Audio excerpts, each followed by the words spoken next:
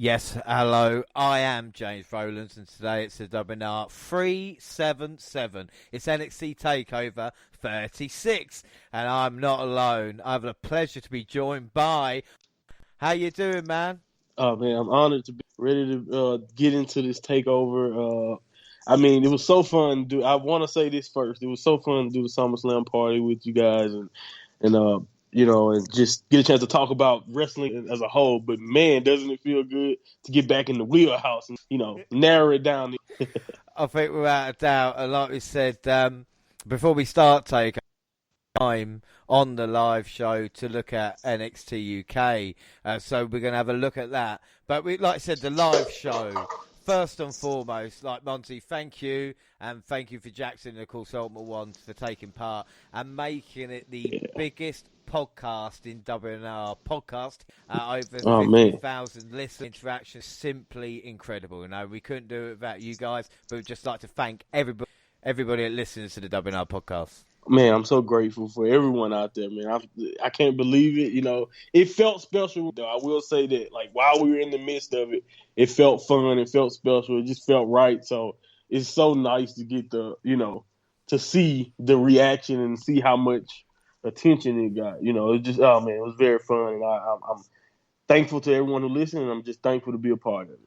Without a shadow of a doubt, what a great show that was. For anybody to go back listen to that, but of course today we've got a lot to cover, and one of the things we did mention on the live show actually was the charity that I'm trying to raise money for, Little Princess Trust, and I'm saying if we can raise the goal was £200, then I would get my hair cut, and I gave everybody 2 months, which would be fair enough to say. At this moment in time, you guys, you've raised half the money already, which means I'm in serious trouble. That's what that means. Say goodbye to the lots. You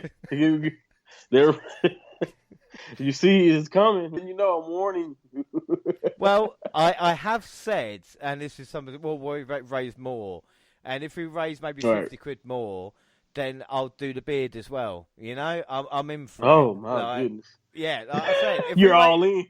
Yeah, I'm all in, mate. If we make the money, I'm there. And I cannot believe it. And like I said, the live show was fantastic. And who would have thought that now? But right, let's get down to business. August 19th, NXT UK. And we're back at the BT Sports Studios on a day that NXT UK announced their sponsorship of Enfin Town FC, a team that plays 6 divisions below the English Premier League, but about a mile away from the UK. Should explain the pairing, and we are one step close to Sandgrad yogurts. You yogurt! And you can buy your yogurts at Sainsbury's, hopefully enough. Andy Shepherd and Nigel McGuinness from commentary. And here we go. NXT UK Women's Championship. Futuristic Stevie Turner versus Miko Satomura. Stevie called a shot. She can cause a mother of all upsets here. In a word, no. But Turner's uncanny approach hit a leg drop for a near fall. Satomura executed a rope liner. Turner fights free as Turner is lying face down on the mat. The champion traps her with an STF. Stuck in the centre of the ring, Turner has no choice but to tap. And the final, the hard-earned goal. I thought this was a really strong match. Did you have a chance to catch up with NXT UK? Did you see Miko Satomura? Yes, I definitely got a chance to watch the final boss defend her throne, defend her championship. It was definitely, like you said, really good match, strong all around from both ladies. I literally wrote this down because I was wondering. I wondered, like, what did you come away after watching that, watching her perform? Did your opinion of Stevie Turner at least change at all? Not far as like why, because I understand. I'm really still trying to figure out what's so futuristic about the character myself. But the match itself, how did it improve your overall thought process about Stevie Turner? Well, I think this is the best Turner has looked, I think it would be fair to say, in this matchup. But I don't know how much that's down to her and the Miko Satomura, because this is the reason why she's here. Right. She's going to be in the ring with lots of young women and bring the best out of them. And I think we saw this in this matchup. And long may she reign. I thought it was, again, really strong match. Yeah, I agree 100%. And I, like you said, even though Stevie did look good, I do think that she was in the ring with someone, a ring general, someone who, that's like you said, that's the goal of that match, to make, just the goal of her reign, I believe, as the final, is to put people over, make them look better. And I did come away look a little bit differently, even though I didn't know much about her at the beginning. She had some great moments that I really enjoyed. That, the Sotomayor's backflip kick counter, and then the Death Valley driver into a crossface. I love that. And she, like I said, I love everything about Miko Satomori. I can't say enough about him. This is really, really good. And like I said, this show, which we'll get into in a second, overall also helped me see that just the entire women's division in NXT UK, man, they really are rounding it. Yeah, without a shadow of a doubt, it is a stacked division. Well, backstage, Trent and Tyler are hopping on the spot and playing pat-a-cape, as then we jump to Oliver Carter talking about superimposed head up. Kenny and Williams has a retort saying the Heritage Cup is about glorifying the past. They'll meet in the first round of the Contenders Tournament. And then we get a vignette for Rampage Brown, Joe Coffey. And the rubber match is next week. And this will be submission or KO only. And then up next, Saxon Huxley or Saxon Hixley versus Eddie Dennis. This was set up a few weeks ago, where Saxon interrupted an interview with Eddie Dennis. It looks like Dennis tried to nick it with a roll-up. And from there, reverse DDT countered by Huxley, who hits the crossbody in the ropes before going up top and lands a flying clothesline 2. A fireman's carry slam is next, and Saxon Huxley gets his first win since November. And the interrupting replays because T-Bone and Primate run out to attack Huxley. This leading to an assisted 7 bridge by Eddie as Huxley was left laying. I guess today was not Eddie's day. What do you think of this? Because I'm sick of the kind of crazy caveman character. I don't know about you, but I just thought this was great. And I think Eddie was to bulk up his upper body, he could become a... I agree 100% because, like I said, that's the one thing. And I'm not a look guy. Like, I know some people who are really about look. So, like, if you look a certain way, or if you don't look a certain way, that's a bad thing. If you look a certain way, it could be a good thing or a bad thing. I don't really pay that close attention to it all the time. Because if you can go, honestly, it's going to be hard for you to mess it up for me unless you just, don't look like you belong at all. But I must say that, like, when you point that out about Dennis's upper body, it just never ceases to not get my attention when I look at him. But in the ring, like you said, he's really, really good. Symbiosis all together seem like they work well together. I want to see what more they have coming. What more can they do?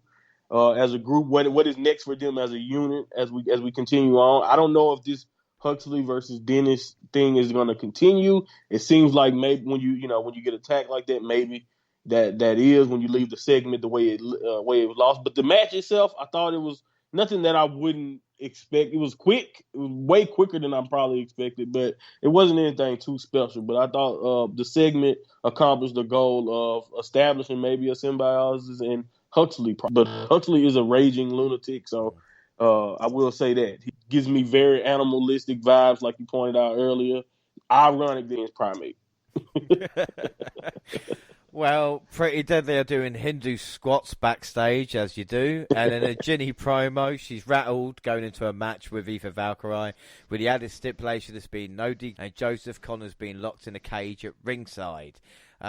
Ginny calls Eva a girl, and that's that. I liked Aoife's anger in this. We've spoken about before. She's sank about her. I agreed. And like I said, she has star look. It's something like you said. She is perfect, and I agree. The intensity here was what I liked the most from this back and forth. And honestly, like I said, I think I mentioned this when they had their last match. I really enjoyed that match. So the fact that Connors won't be involved at all in the next one, Connors was pretty much the only minus I had in the first match. So I think this will be great. Yeah, I think we're out of doubt. Up next, Isla Dawn versus Danny Luna. Last time out, Isla went into a trance. Will the same happen here? Well, Dawn goes up top, but gets caught. She pushes down Danny, a chunk of her hair out of Luna's head. Isla's ecstatic over that, but loses sight of the match as the fireman's carry set out slam, ends it, and I guess now getting kind of trinkets from her opponents. Yeah. What did you think? This wasn't bad. No, it was not bad. I like, again, Isla Dunn has been doing a great job, in my opinion, with this character of at least like catching my attention, because like her mannerisms and what she's doing is just so unique. You're just trying to figure it out, and now that it's starting to piece it together, it seems like very witch like, and then I don't know, Danny Luna, noticed it, but I feel like she should be a little bit more worried with someone like that, keeping a patch of the hair. If I know anything about witchcraft or whatever it is, whatever you want to look at, voodoo, if you want to be Louisiana about it. If I know anything about it, letting someone with your hair is not what you want to do if they're on the creepy type of vibe the Isla Dunn character. So I will say that it was interesting. But I'm not sure exactly what's going on quite yet. But yeah, I think we're just at the beginning of what's to come for these two. Yeah, and you think with Danny Luna, she's ringside and Noam Dar's hitting on her throughout the whole kind of match. And she's thinking, well, next week it won't be that creepy. And then she gets her hair. She's going, what the fuck's going to happen next week? There was a little bit of mucking around for the finish, but they both got, I suppose. Yeah. At Takeover 36, it's Volta versus the Ear Dragunov 2, and we get to talk about that. And like I said, next week, Joe Coffey Brown plus Ginny versus Eva Valkyrie in the cage match rolls right off the tongue. Of course, Monty will be back with us next month for more NXT UK as well. And now the main event, NXT UK Tag Team Championship, Mustache Mountain calls Trent Seven and Tyler Bate versus Pretty Deadly, Sam Stoker and Lewis Howley. And then commentary getting shouty, so we know we're in the home stretch as Tyler Lowbridge Howley to the outside, causing another crash and burn as Trent fought back, then tagged Tyler back in for a rebound. Larry assisted Dragon suplex that got a fall. Another Tyler driver countered with a back body drop while Bates' knee giving out on the landing as a giant swing from Stoker leads to a half crab. Lewis Howley throws in a towel, pretending it was Trent who did it, and Trent protests the ref. Howley runs in with a belt shot to Bate before the spilt milk heart attack net breaker gets the win. I will say, if I ask you what you thought about the match, Pretty Deadly have mustaches for the entrance and up until about halfway through, but there's no way up the mountain with fake. It's a nice touch by Pretty Deadly. I'm pretty, trying to get their mock on. I really love both teams, man. So I really just didn't know. Coming into this match, I was just like, this is going to be fun, and I don't really care who wins. And like I said, this match was exactly what I thought it would be. It was pretty good. It had a lot of the drama that you would expect when you're involved in it. I will say that the ending was, kind of convoluted, but at the same time, I expected a finish like that from Pretty Deadly. And it was, again, they've been doing a great job of outsmarting going against for a while now. I honestly just want to know, like, do you think with the shenanigans this set up something else with Mustache Mountain down the line, or will this feud continue here? Because I don't really know if there's any. I mean, who else can Pretty Deadly beat at this? So I don't know if this is going to continue, but man, this is a very, very good match. It was definitely worth the watch. If you don't watch NXT UK on the regular, seek out this main event and maybe the very first match. Both title matches, in my opinion, are definitely worth your time. Yeah, without a doubt. Like I said, a cracking NXT UK. And it's an interesting point because obviously the Heritage Cup with Tyler Bate as well, and now the focus on tag team. I mean, you could argue that the tag team division is probably the weakest aspect at the moment of NXT UK. And it's even with like the teams, you talk about like Symbiosis, the kind of heels, Gallus, we're not really sure what's going on with them as well. And you can't turn Pretty Deadly face. It's not going to work. No. No. But I will say, yes, boy, what a match. And the bumps Howley and Bate both made to the outside were incredible as well. But even Pete Dunne tweeted about Bate. Yeah. And side plate check as well. There's a couple of things Pretty Deadly do that I look at them and go, your main roster with a couple of, tweaks here and there and a new shit mask. Anyway, we move on to news.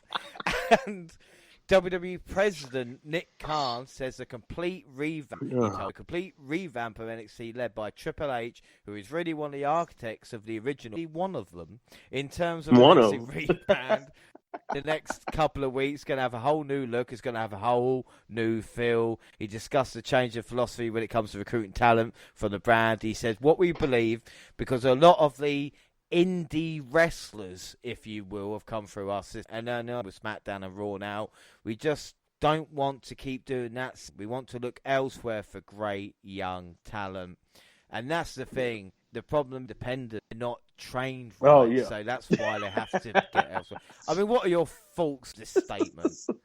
Oh, my goodness. I was alarmed first read the details.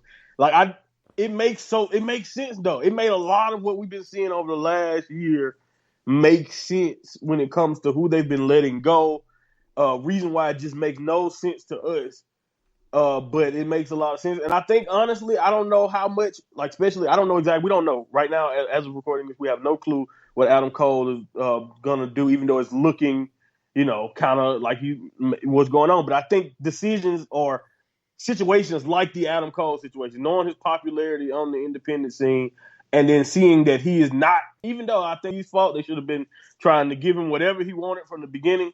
He should have never even got to this point. But the point I'm saying is that they believe that since he have an independent background, they're more likely to leave him instead of like homegrown WWE made superstar. At least that's what this comment says to me.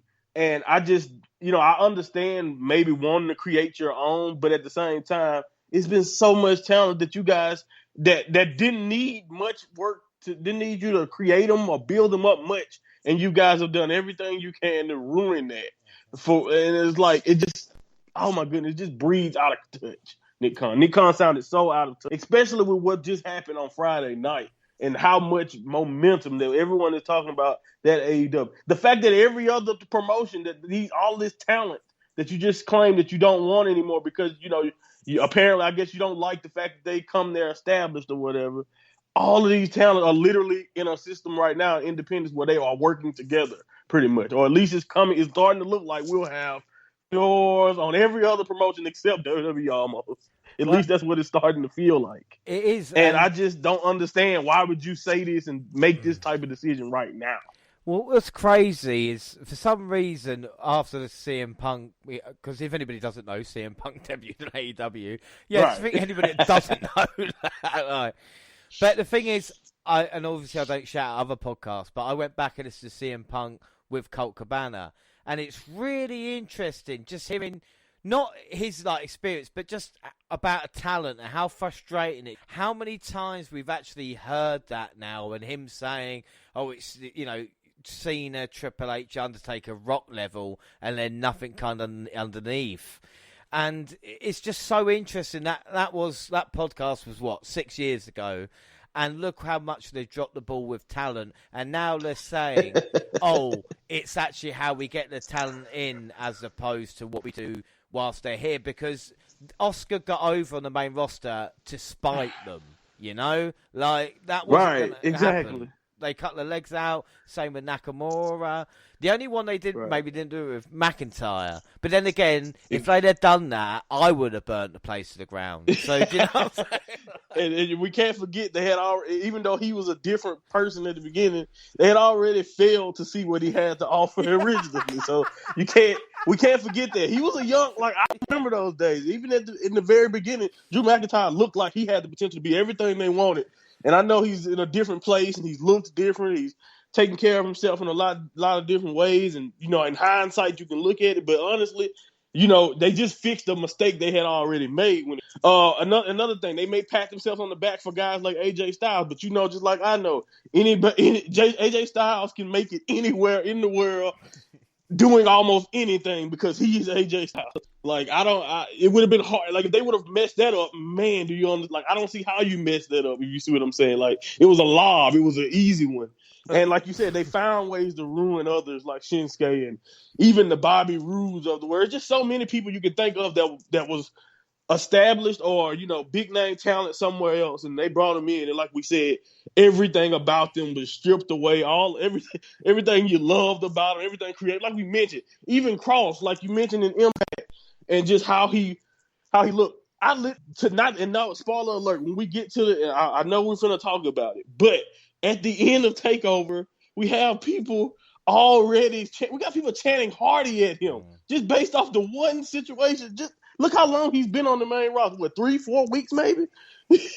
And I already like changing the way people think of him. Even though I don't know exactly why people hate Cross as much as they do, but I'm just saying you can already see how they've denigrated talent immediately. And you hope the best for guys like Priest. You hope, like, you understand like what it is. And then when you hear them talk about it, how can you, if you came up through the independents, when you hear the president say something like that, how can you not be sort of offended, or at least offended that you know what I mean? You worked your ass off for I don't know how long just to get looked at, to get noticed, and then you get there and they take everything that you worked and they change it.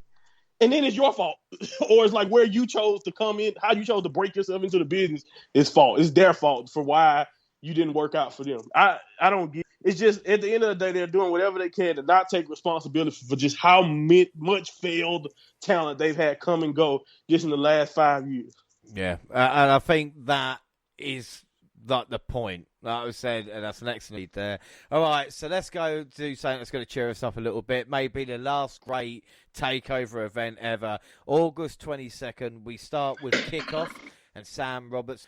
Mitchell even are on the pre-show. The hosts run through the match. You get a hype package for Adam Cole versus Carla Riley. Entering as well, a promo with Gonzalez for Kai, a video with Volta versus Ilya Dragunov, with Rob Armstrong on BT Sports, and you on the host to give his additional thoughts on the match. There's someone I know that could have done that as well. Hype video air for LA Knight versus Cameron Grimes, and then Vic Joseph, Wade Barrett, and Beth Phoenix checked in from the commentary table to introduce a pre-show match. It's Trey Baxter versus Ridge Holland. My pick in the breakout tournament, Trey Baxter.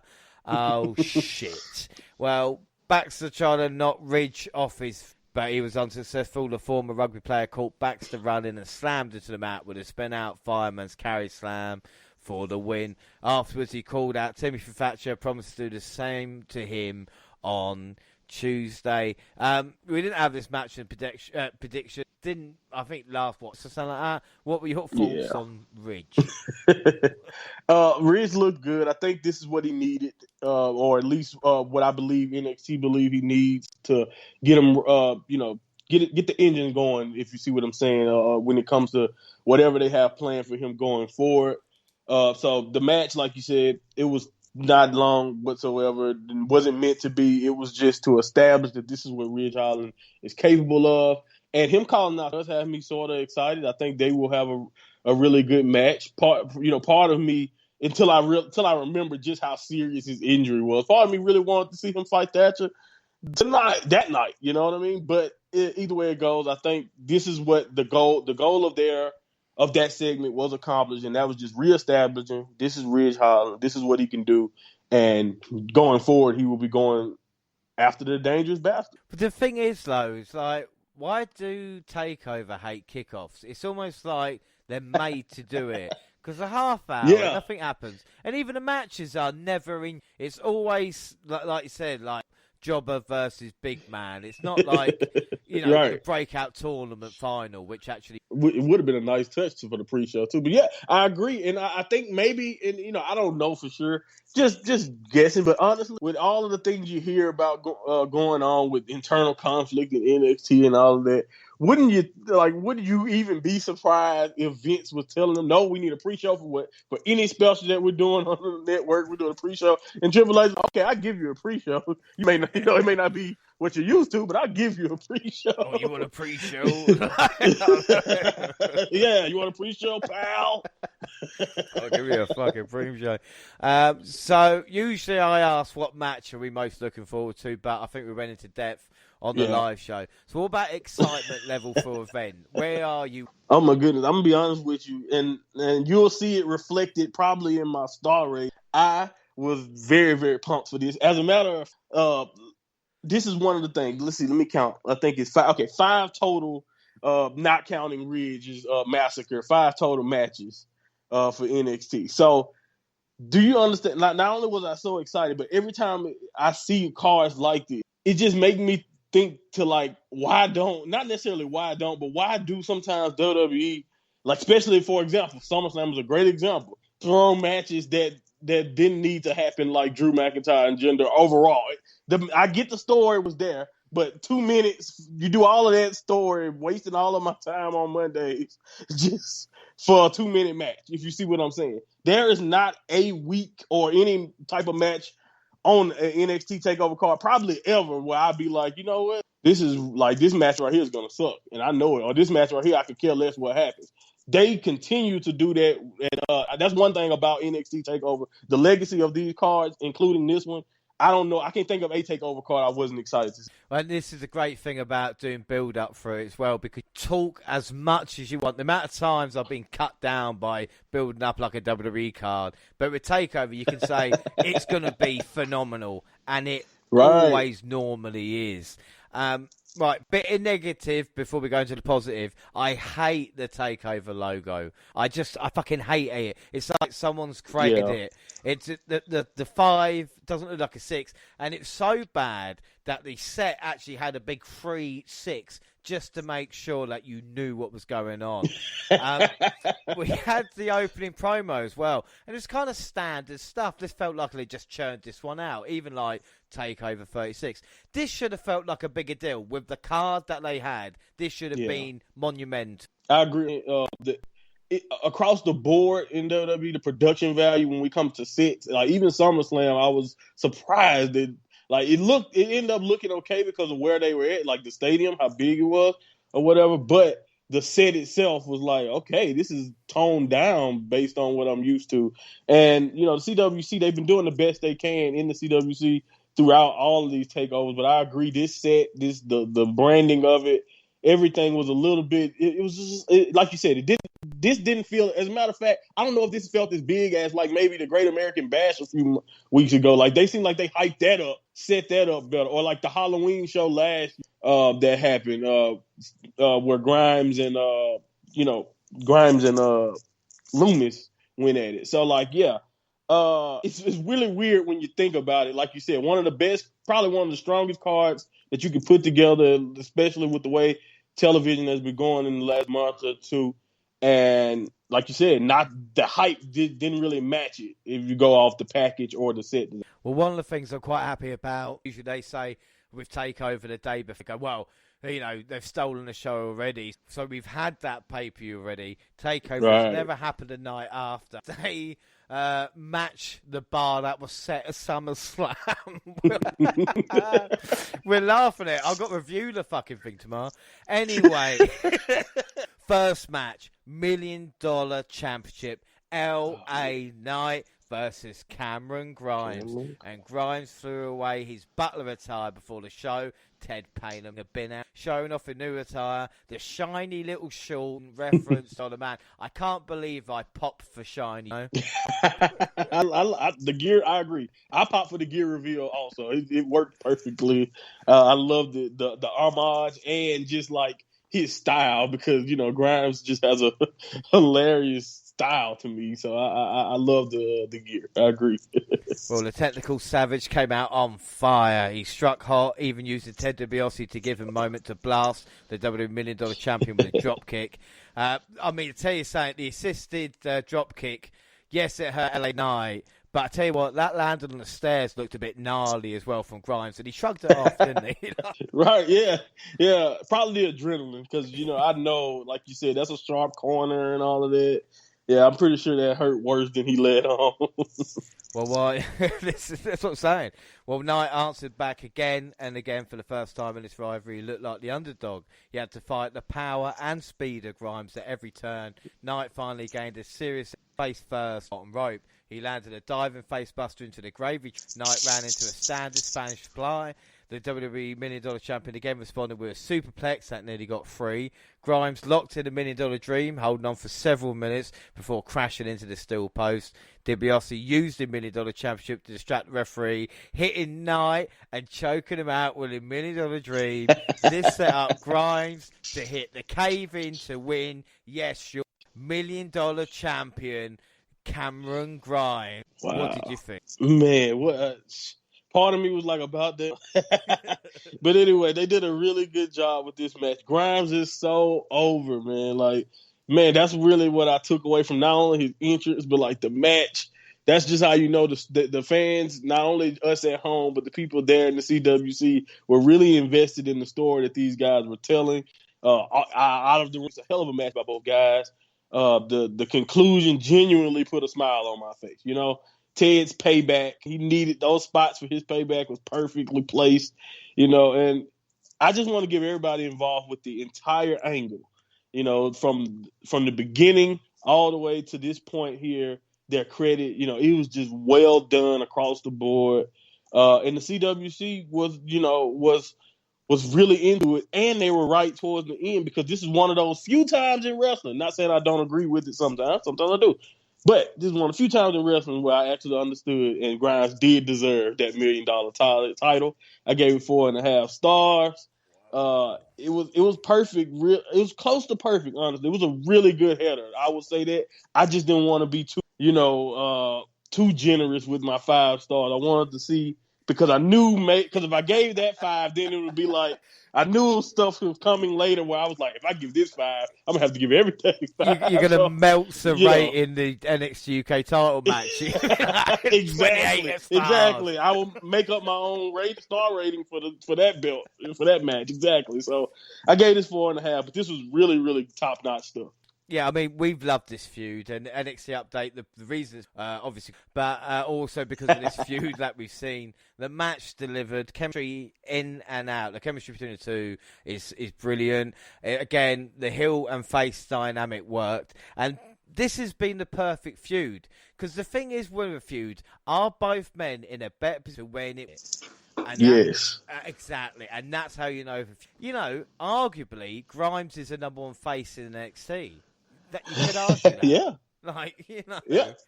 Seriously, yeah. I mean, I'm thinking, and it's like, who? Him and Joe at this point, I guess? Yeah. And we know Joe is rarely ever full babyface, so that's... all it takes is a Kakita clutch, you know what I mean? And all of a sudden... Exactly. And the next thing you know, he's in Cross's position. That's another beautiful thing about that story, but we'll get to that later. The thing is, though, like I said, for the match, you gave it 4.5. I'm going to give it 4. I mean, for the payoff, even Ted getting his payback. And on Update, I questioned, you know, wondering what Ted was like, but he was excellent tonight, I will say that. But I still think the whole story was rushed, rags to riches too quick. I mean, we could have done this for another 3 or 4 months. Oh, but, I agree. But I suppose that's a bit of a shame. But fantastic way to start the show. Prediction-wise, it's going to be a draw. All right? It's going to be a draw. But at the moment, we both went polls. Grimes got 70 of the vote. Up next, the NXT Women's Raquel Gonzalez versus Dakota Kai. Were you surprised this came up so early on the takeover? Yes, I was. I immediately, when I saw them both on, you know, their photos, meaning they were sitting at the table for the video package, I was definitely shocked. I didn't think it would be next. But honestly, now that I look back at the card, I don't think you want Walter or Dragunov up that early. And I knew a 2 out of 3 falls match probably wouldn't be that early either. So I guess it had to be placed there. So it makes sense now that I look at the entire card. But yeah, it definitely was pretty early to me. Yeah, I mean, it must feel hard done by, you know, because the match still means something. But like I said, you couldn't have it following the NXT UK title match. And of course, you got the end of Cole and O'Reilly as well. But we get into the action and we see Dakota slapping Gonzalez to start, which, again, good tactics if that's what you want to go for. She tried to go for the kick early and then he got her head taken off with a lariat. She had to duck and weave the offense of Gonzalez at every turn, suffering any time she could by her, sending him to the ropes. Kai set her up for the KO kick. but Gonzalez was to the outside. By the time the captain of Team Kick got her back in the ring, she could only cover for 2. I know the commentators showed her well, but I think Kai, they should have made more of the frustration of if she'd have fell in the ring, and the way she was trying to get her back. And it happened a couple of times as well, and I think they could have done that. Again, an excellent job they're doing. They get paid more. Kai continued the onslaught with a double knee face breaker in the ropes, but the champion hit a second while the challenger could capitalise, threw around Kai and hit a Vader bomb, but injure anybody. Kai barely countered the one-arm power bomb. Down to a standard. Gonzalez threw Kai hard on the top rope, sending the outside, but the champion was able to capitalise. The captain of the Team Kick hit super kick to a rolling back breaker for 2. The 2 women fought to the top where Kai tripped her and set up for the Kai kick. However, Gonzalez caught her and then hit a second rope single arm power bomb to win. And then afterwards, Kaylee Ray arrived to stare down the NXT Women's Champion, calling a shot. Title opportunity. Talk about the match. I guess Kai's getting called up then. What do you I agree. Last part there about her future definitely her future, right? Because honestly, but I will say this: the match I enjoyed what the ladies were doing. They obviously either worked through this, talked through this a lot because they just had a lot of spots, in my opinion. Well, honestly, before this match, I didn't really it would happen, but it was like she would slip out of the one-arm powerbomb a couple of times in creative ways. They used Raquel's strength well, whoever, the agent or Dakota or these 2 girls, when they weave this match together, they put it together really nicely, in my opinion. And I will say this though, this may be one of the best matches, if not the match with EO, maybe the best match of Raquel's reign so far. It was just a smart match. I really love everything Dakota was doing. And honestly, I think this match could have been even better if Kai was the legit face. Because you mentioned it earlier. Early in the match and in moments in this match, Kai was gaining a little bit more sympathy for me as I was watching her just survive and find new ways to try to attack the bigger opponent. That's one of those things you kind of run into a lot of times when there is a size difference like that. And, maybe if Raquel was more of the aggressor and if Dakota Kai was trying to actually do more to get sympathy as a babyface, who knows, this match could have been even better. But either way, I love this match, and I gave it 4 1/4. I am interested, though. After the match, this is what happened. I immediately was like, what's next then? If Dakota can't do it, then left to try. And here, just like I told you in the last update, Triple H calling up NXT UK. And I need a favor, you know what I mean? And here we go, leaning on the UK. And I love it. I'm not mad. I think this is perfect for Kaylee Ray. She's done everything you can do as NXT Women's Champion. So I can't wait to see what this fresh start on the the US NXT roster. I can't wait to see what that can turn into. But yeah, what's next for Dakota Kai? I wondered that, after that loss, and like you said, maybe it's a call up in her future. But Kaylee Ray and Raquel Gonzalez, I'm down. I'm definitely down. Some excellent points raised. I'll get there to a second. First off, the face of Gonzalez in this one. I think she needs to kind of work on it a little bit because I think she was chewing something at some point, even though she's trying to be upset. Just smile. I said that is the most scariest look on her face. It means she's going to enjoy it. Kai bumping around like Shawn Michaels versus Diesel is always a sight to see. And the thing about Kai, you bring it up perfectly, is that NXT fans have got memories like elephants. So we remember Baszler treating Kai disgustingly, bullying her, breaking her up. So even if you kind of turned Gonzalez into a kind of bully, and then we had that moment of Kai finally getting it, because I think, as we've spoken about, if there's any woman that deserves an NXT championship before she gets called up, it would be Dakota Kai, because she's been the backbone for the past few. About the finish, I didn't mind the block, but it was when she picked her up like she was taking her to bed. She hit the power bomb. Yeah. I was like, oh, bless. And then, bang. And Kaylee Ray, well, she wants the title forever. Underestimate, all I'm going to say, because I did it in NXTUK when I thought there's no way she's going to beat Toni Storm or Rhea Ripley. She ended up holding the title for 540 days. So I'm saying, This was a banging match, though. 4.25 for me. Just think, in a couple of years' time, Gonzalez will be unstoppable. My goodness, yes, her feud. Like I said, we talk about Rhea Ripley, we talk about the Biancas of the world.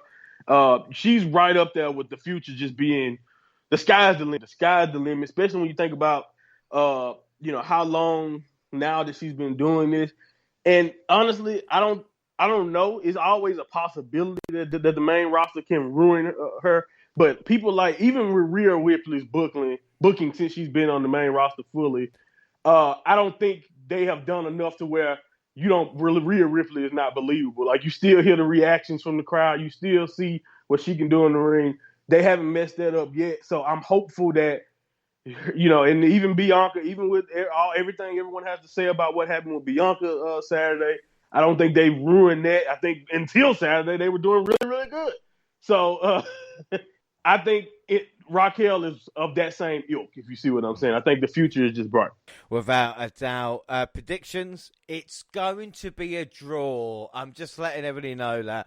We both went Gonzalez. It's 1-1. Poll-wise, Kai got 60. And up next, the NXT UK Championship. Volta versus Ilya Dragunov. And the old school music to it. I love it. It just makes you think, really. The entrances were fantastic. I saw myself orchestrating along with Ia and then singing with Volta. I don't know about you. Oh, man. They both, by the way, that's one thing I also love about both their entrances, the presence. The thing is, like you said, coming in and basically getting your jam on with Dragunov, and then Volta's music hit, and then it's just immediately like, whoa, business just picked up, like JR used to always say. That's what Volta's music mean to me. Like, I know, okay, shit is getting real. Here comes. So yeah, I love that, especially to that at Takeover. So on to the match, and Ilya Dragunov had a plan from the outset. He attacked and ground down Volta. His attack on the leg of the ring general had the champion reeling.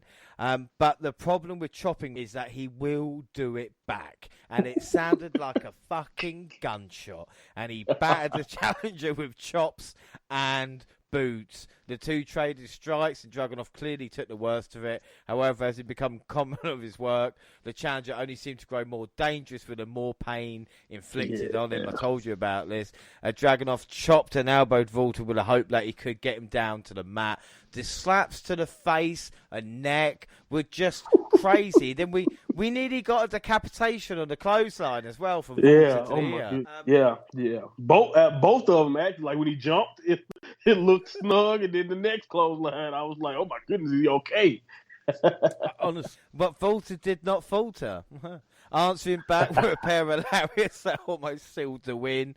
Then Volta hit him with a chop on the back of the neck. The same chop that sent Ia down this rabbit hole 10 months ago. And you wouldn't like it when he's angry. Dragunov hit a dragon suplex, a diving drop kick, and a senton to finally get for the torpedo Moscow. I never thought I'd see Volta begging off. As he ran for his finisher low, Volta turned it into a sleeper. Dragunov flipped through and hit a low torpedo Moscow, followed by a higher one for a ridiculous near fall. Both men exhausted. All they could do was keep fighting, but neither man would quit. The faces showed everything. Maybe Ia couldn't beat Volta. The close near fall, and Ia actually questioned himself, going, maybe I just can't. Volta hit a powerbomb, then headed to the top rope for a diving splash for a truly shocking, because that's what beat Pete Dunne for the A title 870 days to go. And Ia somehow recovered enough to hit a springboard uppercut and locked in a sleeper hold. The ring general broke it, but the challenger locked it in again. He battled a kneeling Volta with an elbow strikes repeatedly, then locked in a sleeper, forcing an emphatic tap out. Volta fucking taps. Right? Oh my God! What did you think of this? I mean, before I go on, what do you think? This is wrestling, is what I thought. Like, I'm literally excited, and just I went through everything you just described. I just flashed back in my head as you were describing it, and I just got excited, like I just rewatched it. Like, that's how good of a match it was. Like, you don't even need to see it, even though I recommend everybody to go see both of them. This last one, definitely, but go see anytime these two guys touch, go see it, because I believe they are made They are match made in heaven. This is the type of match that you just have where everything just fits together. And I think if you put both of those matches that they've had together, you just see that these two guys and the story that they've told is just meant, man. And like I've never seen guys that can be so athletic and physical. Because usually you choose out of those two, or you mix it in. But like if it's gonna be a physical match, you know it's gonna be physical. It may be lacking in some other areas as a match. If it's gonna be a very athletic, it may be lacking in psychology. It may be lacking in physicality. In this match, it has psychology, athleticism, physicality, and it has the time to weave a fantastic story and continue, like you said, the storyline that they had going from the last match with certain spots and callbacks. And at one point, I just didn't even know how they were still going. The match was just perfect, and for so many reasons. The crowd chanting "Fight Forever." I was white with them. They just forever. It didn't matter. They didn't have to stop. That's how long, and it felt like they weren't going to stop at one point. It's a holy shit chant into another holy shit chant. You're thinking, but it's not.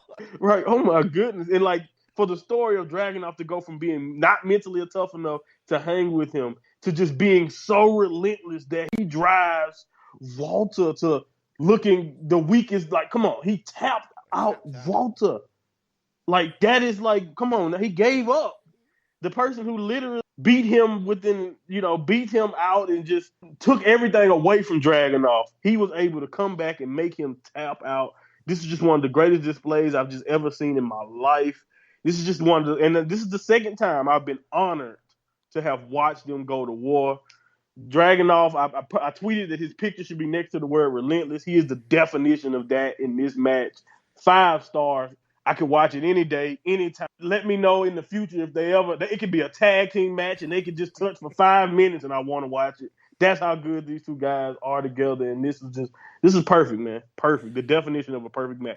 Yeah, well, I was quite lucky last year. 2 things happened over 2 months. September, of course, was the first time we did a podcast together, which was fantastic. And October that year was Desire.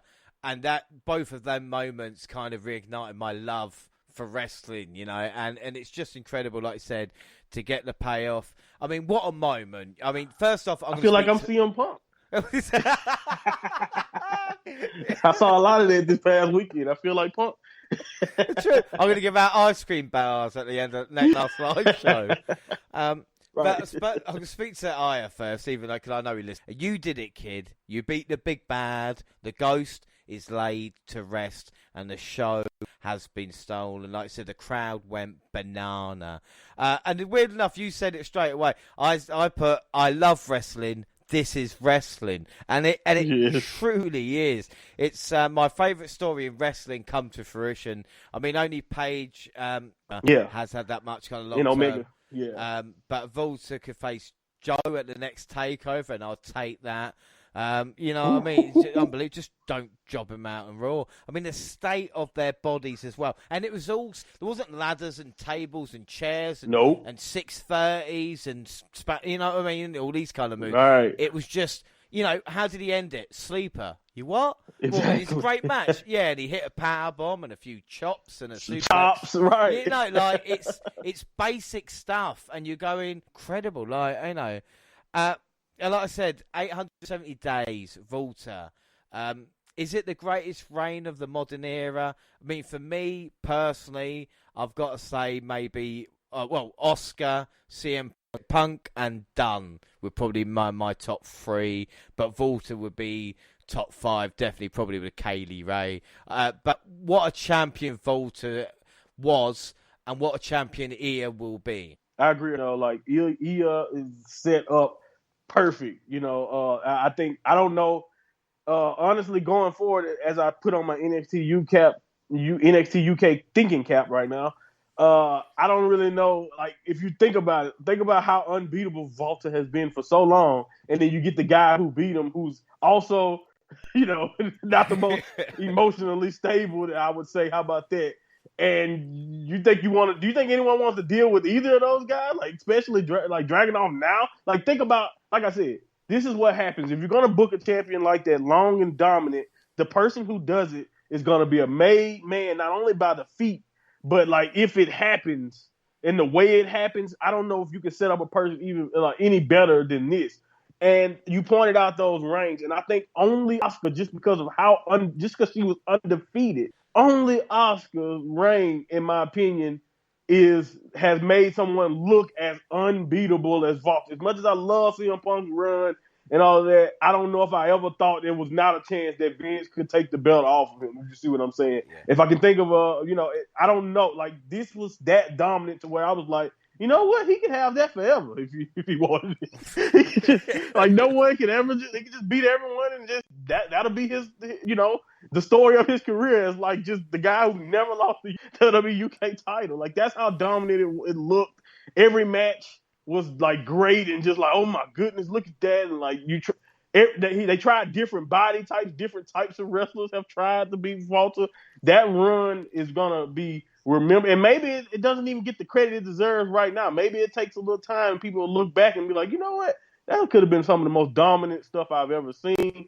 And like I said, the payoff to build a star, to make someone make Dragunov look. I remember my very first introduction to Dragunov. Sorry, I'm not gonna. I wish I could have got to know him before these days. Now that I think about it. But it was when he fought Finn Balor, and I was so impressed with what he did in that match with Finn Balor. Or no, maybe it was Cesaro before that. It was one of those matches. But either way it goes, Dragunov impressed me then, and just to see where he is now with his involvement with Walter, he's gonna be the new face of that brand.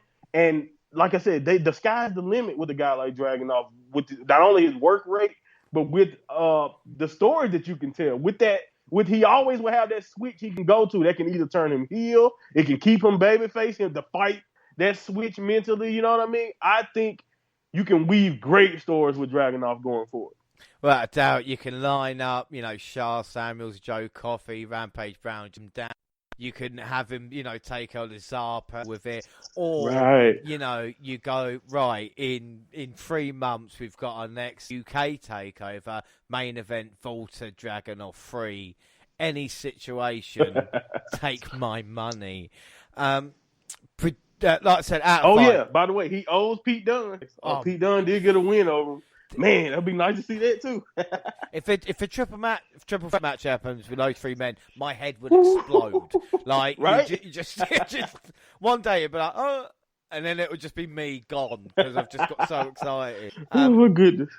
But this is the thing, and people say, "Oh, professional sports entertainment." This is under the WWE banner. I know it's NXT, but the best wrestling of the entire and arguably the past 2 weeks happened, and it was an NXTUK match as well. So credit there, even though no one will credit WWE or anything at all. Right. Yeah. Predictions? Well, it's going to be a draw because obviously we've both went here in that match. So 2-2 at this moment in time. Poll-wise, here.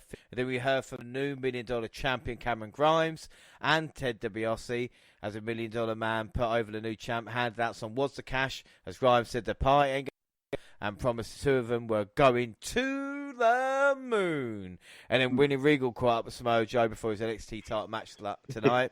Regal said hello. They had the differences. He does want Joe to kick Cross's ass. Loved it. That was brilliant, wasn't it? Yeah, it was brilliant. Brilliantly done. And the facial, because you can kind of see it before he even said it, that there was no way he was going to stay impartial.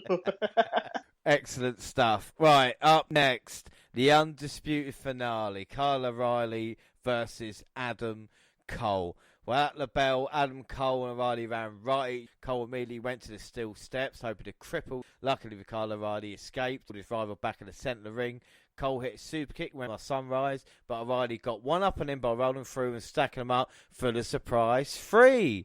The two did not hesitate to go for weapons as the second fall began. Kendo sticks, steel chairs, and trash cans came in early. The fight moved to the ramp where O'Reilly locked the guillotine before throwing Cole the stage into the barricade. O'Reilly prepared to dive onto Cole, but his rival caught him and threw him hard onto the pair of steel steps. He hit the last shot to take the second fall of the match. Did they miss a trick not having 2 straight falls for Kyle O'Reilly? Yeah, I think so. I think they definitely missed a way to do a little bit less predictable, because I think we all know to get to the third fall, they were going to have to split. I think it would have been a nice way to establish. Maybe you may call. Imagine how Kyle may look. Just sweeps him in the reverse in the way that Adam Cole claimed he would sweep him. So I definitely think they probably missed a good opportunity to do something very unexpected. But I don't think they wanted Adam Cole to go out on, or I don't think Triple H may want Adam Cole to go out that way if he's going out. Well, officials were uncertain O'Reilly would recover. Cole struck and powerbombed him into the announce table for the cage could fall. Cole mocked his opponent, Rich handed to him, but O'Reilly would not quit. Cole immediately stopped his opponent's growing momentum with a low blow. Off the top rope, Cole hit the Panama Sunrise for a near fall. And the former leader of the Undisputed Era showed his final trick when he handcuffed Kyle O'Reilly to the top rope. Rather than using this moment to his advantage to escape, Cole taunted O'Reilly. He got stuck in with strikes with a final. O'Reilly caught Cole in a knee bar. Ow. What are your thoughts? The in-ring work first was top notch. I think we've pretty much established through every match that they've had. If you've been fortunate enough, or however you feel, to see these matches, I think their work rate and what they do with each other, man, they both are creative in my opinion with some of the spots and just the pain that they're willing to endure to tell this story. So I will say first and foremost the work was great in my opinion. But the crowd was very clear about who they wanted to win. And I know I've mentioned this in the past that I think we all can agree that we believe Adam Cole is the better man, but Adam Cole is better than a lot of wrestlers. I didn't necessarily think that just because I don't think Kyle O'Reilly is better, and even though that's the goal of this story is to make it seem that way, I don't think he necessarily deserves to get booed every time he touched Cole. I know but again, it made me wonder. Is this massive amount for Cole because of the fans believe he's better than Kyle O'Reilly?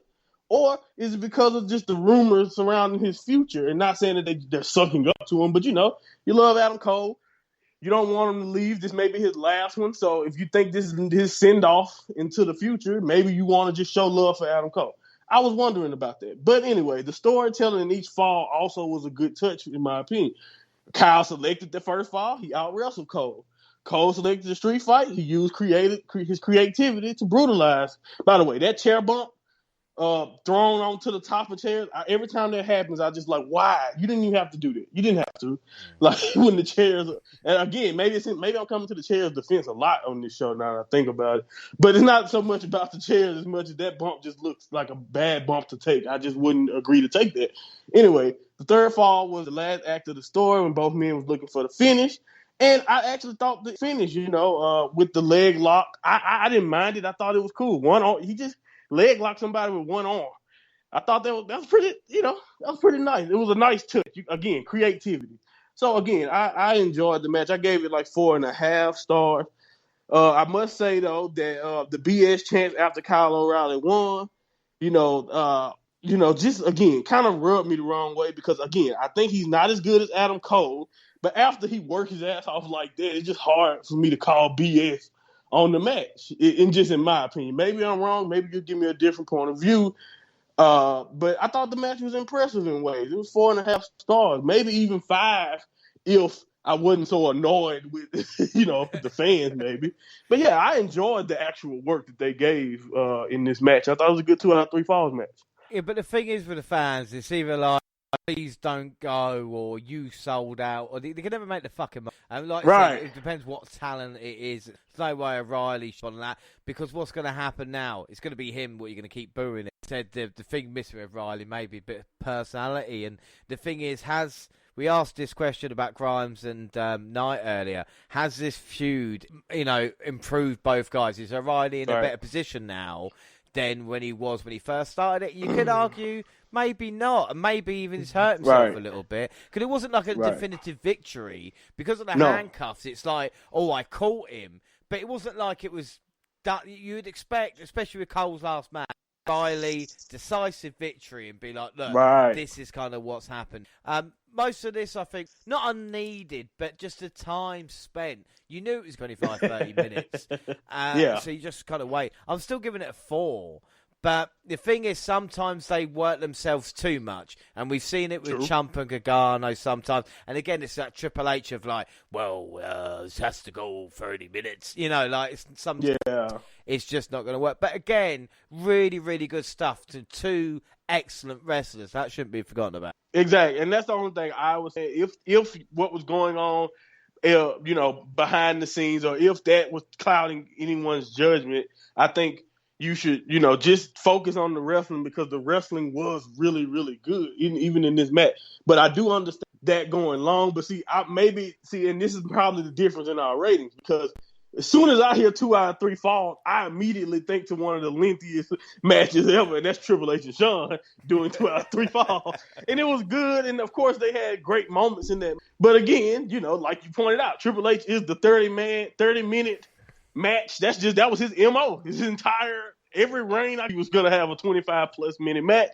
So I'm not surprised that he put his guy, or someone I look at that he believes is his guy, is Adam Cole. So I'm not surprised that the match ended up going that way, because honestly, now that I think about it, you can kind of say that maybe that's what Shawn Michaels and Triple H were trying to do with this story, was trying to give it, 2 out of 3, trying to give it that blood feud that they had back in the early 2000s type of vibe, even though maybe these two guys are not on that same caliber, and that may be one of the biggest disconnects when it comes to this story. But I agree with you when you asked the question that you asked earlier about Grimes.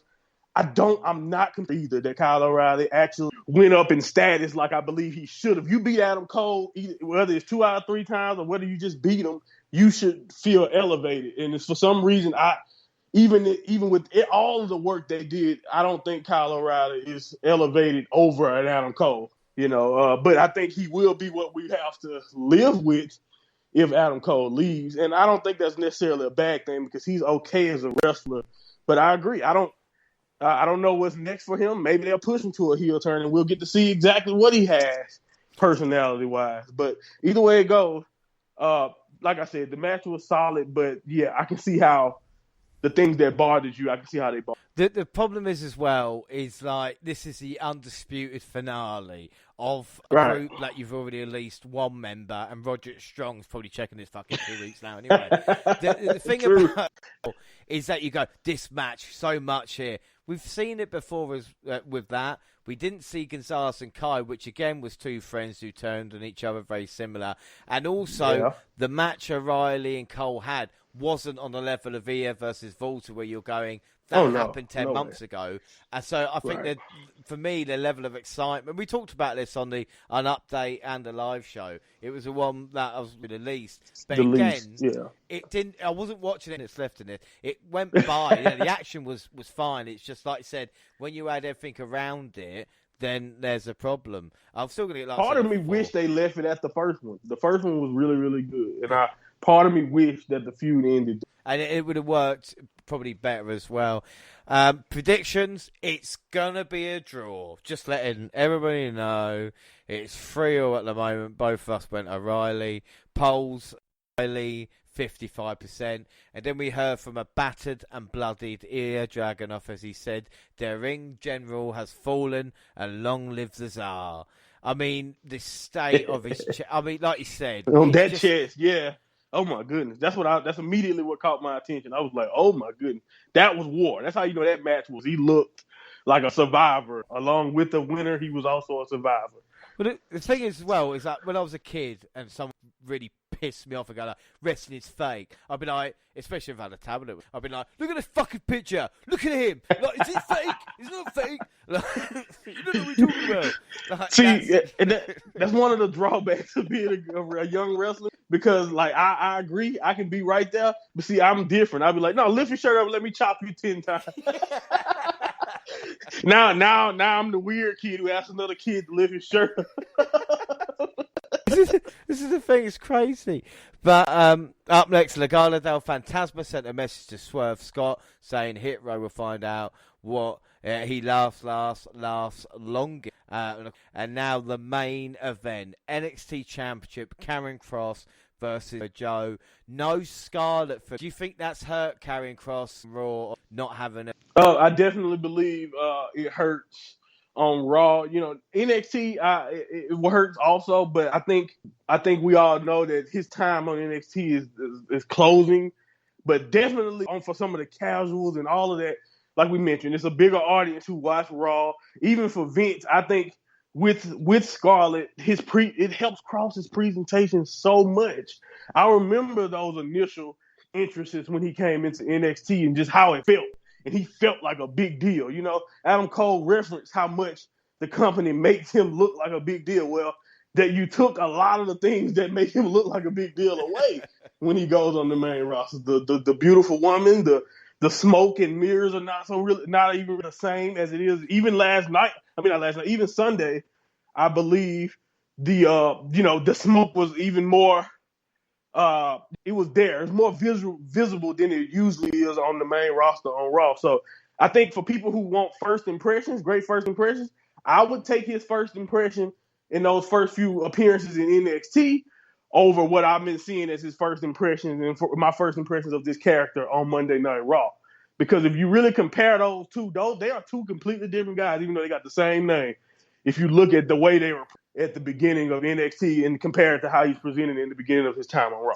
Yeah, and like I said, it is a shame because Cross was an undefeatable monster, and like with Keith Lee and getting injury, coming back, what he did to Finn Balor, and it's only been it's almost like we're not going to get Joe to have his moment. We're going to water that down as well by right. You know, what I mean? Yeah. It seems to be. It's like you said. Look, just because I'm paranoid, it doesn't mean there's people not out to get me. You know, like that's exactly.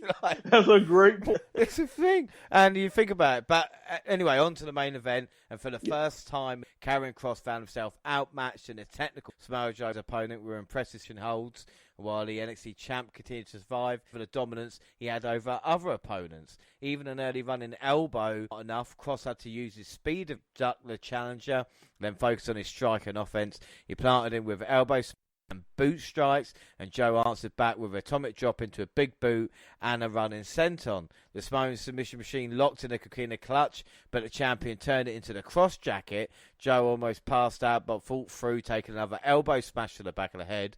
Kross wound up for the finish blow, but ran into Uranagi for his trouble. After an insecurity to Kross on the top rope, Joe hit a muscle buster to become the new champion. Yes, your new NXT champion. First time. Free time. It is Samoa Joe. What were your thoughts on this? Man, it just felt so good to see some of my old favorite spots for Samoa Joe. Part of me want to disqualify my critique of this match because I will be one of the first things I just told you guys, anyone who listens to the SummerSlam party, that I'm definitely a mark for Bo Dallas. I'm the same way for Samoa Joe. They damn sure can't do anything wrong in my eyes, but I will, do my best to critique it as best as I can. It was a while since I saw Joe in the ring, so just anything when it came to the insecure in the corner, like we mentioned, the Uranagi, just all of his greatest hits that I've come to know and love from Samoa Joe over the years were all present in this match. And I thought Kross did a great job of being the one of spoiling Joe too at times, and Kross did a great job of continuing to look dominant. Of course, when he hit the whatever he calls the shot to the back of the head, I guess is just what it is, and the cross jacket, when he do that combination together, I have been programmed to believe it is over. So yeah, at times I thought this match would be over, but again, it was, man, when Joe pulled out the muscle buster as a mark for him, it was such a great thing to see, because I just remember one of my most frustrating things about Joe's time on the main roster for those couple of years he was up there was, the unfortunate luck he had of not being able to really use the muscle buster anymore after what happened with TJ, or if you guys don't know the story about the injury that ended TJ Wilson's career, Natty's husband. So it just was great to see that, and I tried my best to be unbiased for this match. So when it came to a critical eye, I gave it like 4.25 stars, because it wasn't on Ilya's level, Ilya Dragunov and Walter's level, even though it made me just as excited and happy, at times. So as a mark for Joe, 5 stars, of course. but as a critic, I'm giving it 4.5. I will say I am a huge fan. Originally, when we first started the boss back in the day, we didn't do NXT Update. Joe was, and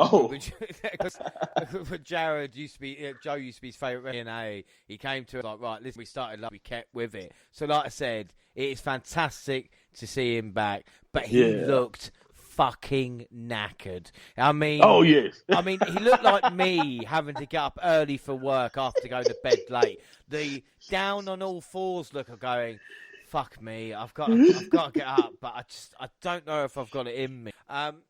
Apart from ring that, shape, yeah, man, ring shape. They say it. They heard a lot of wrestlers over the years, interviews, or where they just on podcasts. I've heard them say it. It's nothing like actually getting in there and working. You know what I mean? You can be in the greatest cardio shape ever, but when you get in that ring, you do a couple bumps, blown up. You know what I mean? Easily. Yeah. Were you surprised that it was the muscle buster that got the job done? Because he got pinned, whereas a clutch, he could have just passed out and then he's neither submitted or pinned. Or do you think at this point they're just like, look, get the fucking toe on, off him, on Joe, we'll move on? Yeah, I think it's a little bit of that. I honestly do. I think it's a little bit of, they're already in the process of changing everything I've done with this guy. They pretty much made him look completely different than what I ever depicted him as. He's one of the most protected guys throughout his run in NXT that I can think of. So when you think about it that way, it's definitely probably a little bit of no, let it be definitive. They can have Cross and do whatever project they have to do with him and do whatever they got to do. And, maybe even Triple H. I don't know. At some point, after what happened with Finn Balor, Triple H probably is just like, send them up. Who knows? They might be back. Look at Joe. It's like he starts juggling with balls and then he doesn't care what balls are up. It's like they'll come back. Yeah. They always do. Unbelievable. And Cross should be all right on the main roster. He gets jobbed out on it. Yeah, good point. Bad gear. Oh man. You know what? He actually got a very unique look. They gave him a mask and they put overall looking. It's like someone's dressed up as Demolition member Smash and never watched the match. I think this is what they look like. It's just I can't believe it. Cross on Raw, it's like marketability. Everybody needs something selling. What he needs a big red helmet. I'll leave it at that, I suppose. Prediction, final scores for all. Oh, look, it's a draw. Who would have thought? So, nice, easy question first. What was your match? Oh, man, yeah. This is what a softball. You really got hitting me with the hard ones. Yeah. Dragunov, Volta, easily. Like I said, just put it on a loop. You can just loop the video in my house, and you'll just walk through and be like, oh, my goodness, what's going on? Oh, yeah, just watching Volta and Dragunov for the 3,000th time. The thing is, if this was on a SummerSlam card and we didn't have the Edge or Reigns match, I would have given the card 9 anyway. Because I'd be like, this match. It's this match. Right? Would have completely forgot about the 2-minute squashes and the. I would have been like, I don't care. I've just seen 25 minutes of pure wrestling and just. And like I said, nothing fancy. But would Vince ever give two guys like that platform? That's the thing I wonder. That's the thing that's scary. You mentioned Volta on the main roster. Don't mess him up.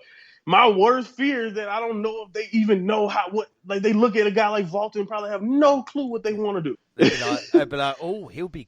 Oh my God! Stick him against. It'll break my heart. Well, like I said, maybe the best thing for Volta is stay UK and get his unless move up to NXT because, like you said. Done, Joe. It's made if you want. Definitely some interesting collisions, man. It's some interesting collisions. I do also want to point out that NXT is supposed to be getting younger, and we just got 42-year-old. Yeah, but NXT UK's taking over. Like I said, match. Katie Ray, you watch out. Oh yeah.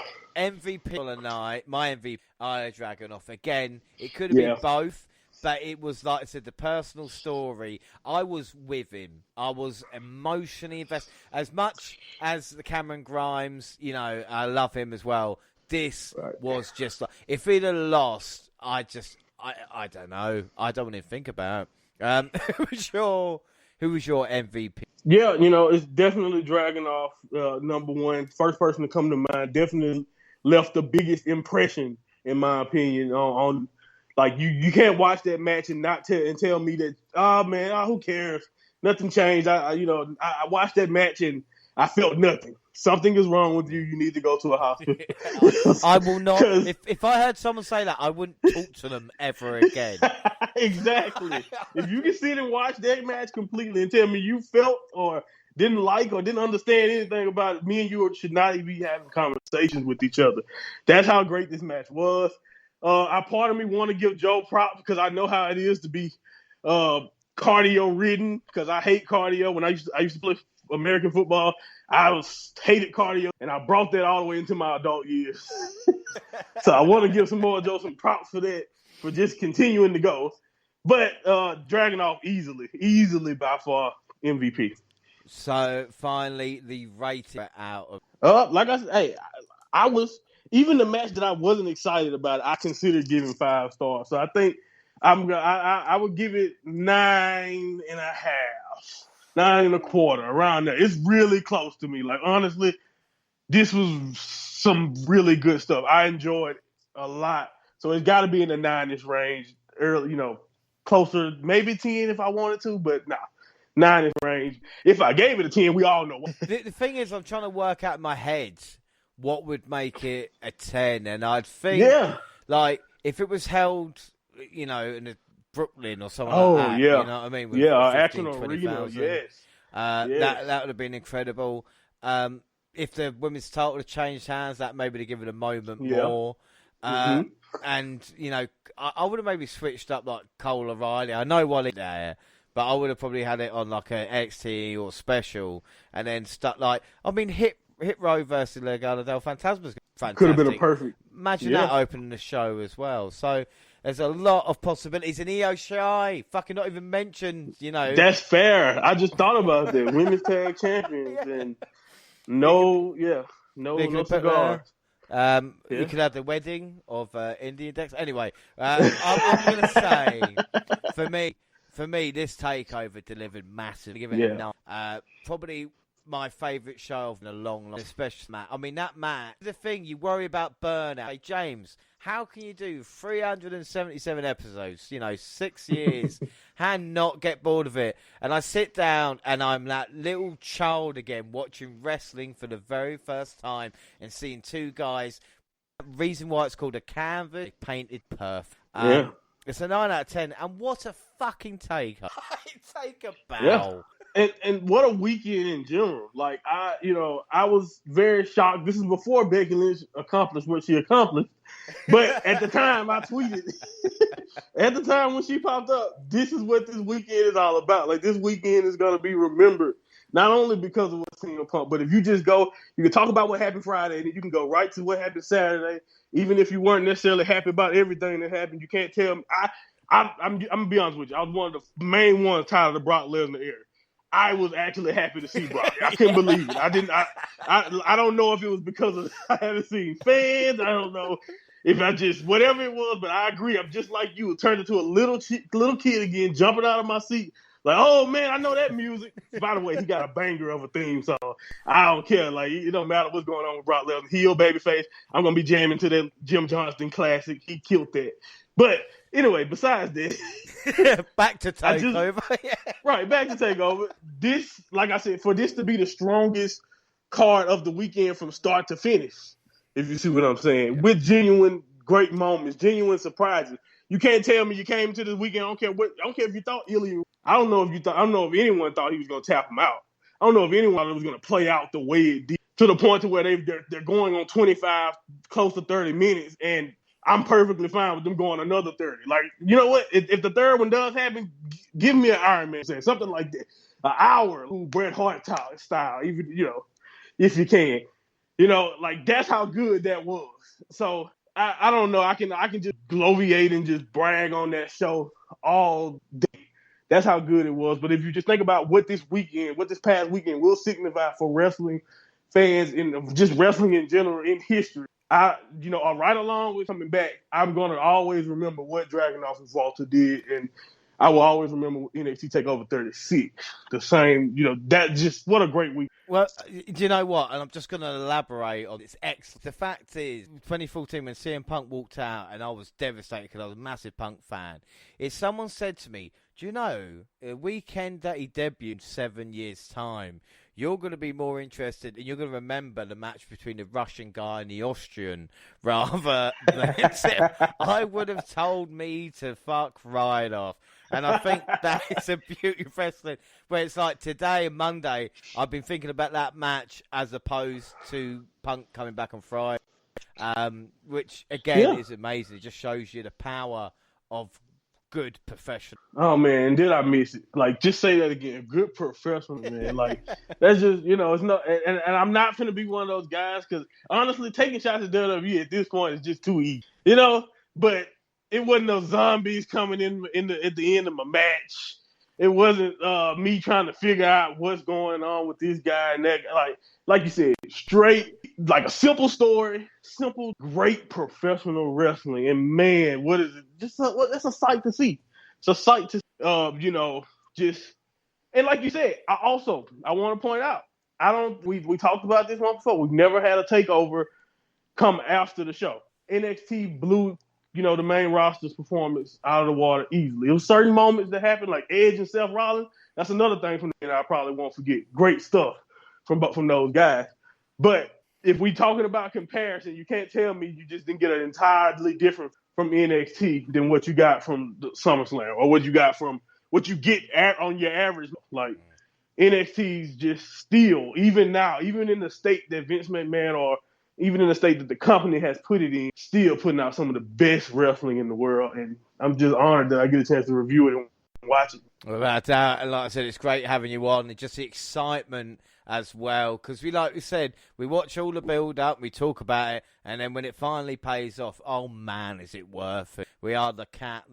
Before we go, don't forget, we are halfway there for the charity Little Princess Trust. I'm trying to raise £200. I do raise my hair. Well, like I said, we are half with money from everybody. But that is it for today. Don't forget, we're across all social media. Twitter at the WNR Podcast. I'm at the WNRJR even. Monty, where are you? I am at Monty Pod.